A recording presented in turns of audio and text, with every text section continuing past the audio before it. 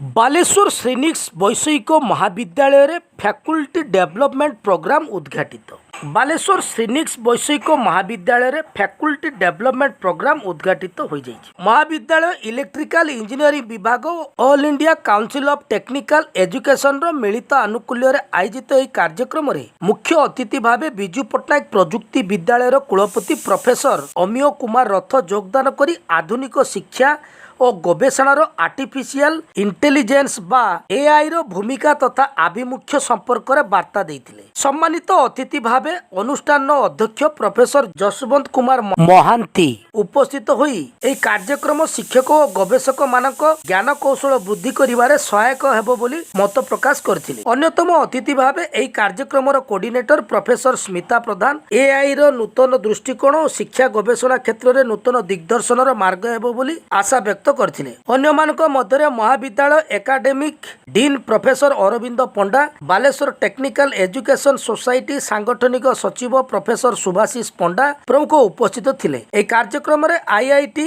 IISc भली अनुष्ठान वरिष्ठ अधिकारी माने जोग दैथिबा बेले 100 रु ऊर्ध्व प्राध्यापक और प्राध्यापिका शामिल होइथिले। ए कार्यक्रम आसंता 5 दिन धरि चालिबो बोली महाविद्यालय पक्षरु सूचना दिया जायछि। Professor Amiya Kumar Rath, vice chancellor Biju Patnaik university of technology Odisha Rourkela. एटा गोटे देखंतु माने All India Council for Technical Education सेमानक माने एसोसिएशन रे सेमाने फंडिंग देइछन्ती गोटे प्रोग्राम जोटा कि बहुत important role of artificial intelligence.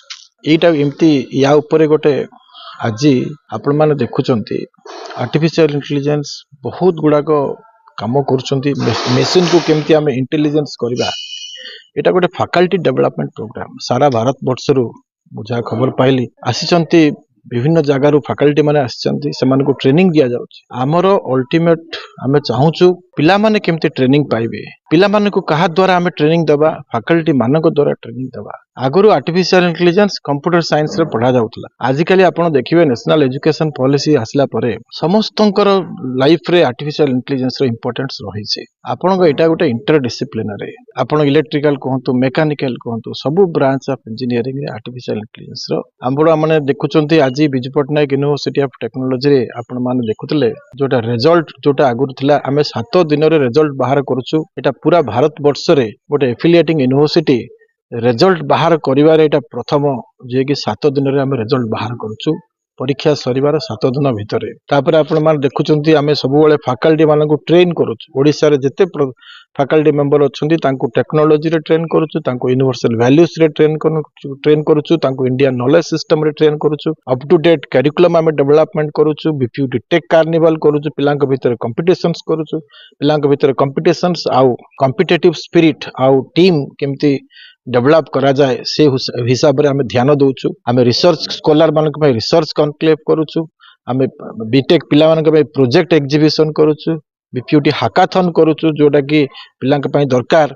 हाकाथन रे पिला माने 36 आवर्स रो प्रॉब्लम सॉल्व करूचंती। ए हिसाब रे इंडस्ट्री एकेडमी कॉन्क्लेव करूछु, इंडस्ट्री मानक इनवाइट करूछु, सेमानकर प्रॉब्लम सेमान दियंतु। बीपीयूटी ओ जॉब्स गोटे करूछु माने पिला मानक पे एम्प्लॉयमेंट अपॉर्चुनिटी भी हमें सृष्टि करूछु। वर्तमान से भलिया हिसाब रे हमें Biju Patnaik university of technology के चलेउछु। प्रोफेसर जसवंत कुमार महांती आपण समस्त को स्वागत करूची।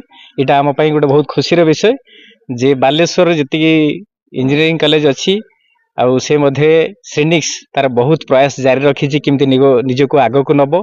आमे आगरु नाक एक्रेडिटेशन पाइथिलु, एनबी एक्रेडिटेशन पाइलु। एटा गोटे अटल एआई सीट रे गोटे फंडिंग प्रोजेक्ट आमे एटा फंडेड पाइछु। एटा जे फैकल्टी मानक एथरे ट्रेन करा जिवो। सारा भारत वर्षर विभिन्न अनुष्ठान रु आईआईटी एनआईटी रे मध्ये सार माने सब आसीचंती ट्रेनिंग पाई एवं जो माने ट्रेनिंग देबे ई प्रोग्राम 15 रु 20 पर्यंत से माने मध्ये सब आईआईटी एनआईटी आईआईसी बेंगलोर एवं बड़ बड़ इंडस्ट्री रु आसीचंती। तेणु एटा गोटे बहुत सक्सेसफुल प्रोग्राम एवं गौरवर विषय अनुष्ठान पाई।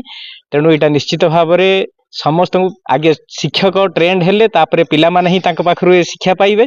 तेणु एटा खाली बालेश्वर रीजन है जोटा आमर भिसी कहीगले जे सारा ओडिशा पई एटा गोटे गर्वर विषय आम पई एवं आमे निजको गोटे बालेश्वर गोटे उदाहरण सृष्टि करिया पई जो प्रयास आमर एवं आम मैनेजमेंट रो सपोर्ट सेट पई समस्त को मु धन्यवाद दउची एवं आमर ए प्रयास आगो को जारी रहिबो एवं निश्चित भाव रे अनुष्ठान बहुत आगो को जीवो। Doctor Arvind Panda the program coordinator. तो एटा actually faculty development program faculty मानकर जमते सार कहले उन्नति पई प्रोग्राम गुडा हुए किंतु ए प्रोग्राम एआईसीटी समस्त को दिएनि कॉलेज रे क्वालिटी ऊपर बेस करके दिए तेणु आमर नॉर्दर्न ओडिशा रे एटा first time in history northern Odisha आमे गोटे कॉलेज सिलेक्ट हेलु एआईसीटी द्वारा जोटी कि फैकल्टी प्रोग्राम अरेंजमेंट हो पारला। तो ये प्रोग्राम रे आमर विभिन्न ऑल इंडिया बेसिस रु सब आडू फैकल्टी माने आसी जॉइन करछंती एवं रिसर्च पर्सन भी डिफरेंट आईआईटीज आ एनआईटीज रु आछंती। तो एथरे फैकल्टी मानकर डेवलपमेंट हबो आउ एई बलिया प्रोग्राम अन्य मानक कॉलेज रे भी हे पर आउ हम प्रोग्राम को आमे बहुत खुशी हमर honourable vice chancellor doctor Amiya Kumar रथ सर आसी इनागुरेट कले से आम बहुत खुशी अच्छे। According to new education policy, although he is a great inspiration for all the faculty members because he started from his career from a private university and now he is on a great position for us.